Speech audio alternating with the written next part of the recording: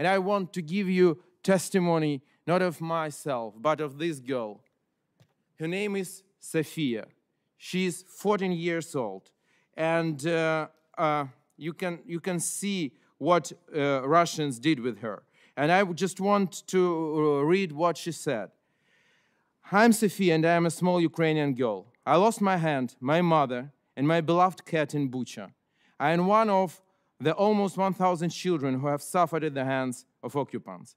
I lived in the hospital for 3 months, and I am still tormented by phantom pains. Now I am in Rome, but I shudder at every sound, and I am afraid of airplanes. When I am worried, I am not just my non-existent hand that hurts. It hurts my whole body. I did horse riding in a past life, but I don't know if I can do it again with one arm.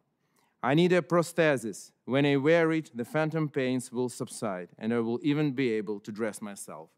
And I have today this toy, one of her favorite toys, this horse.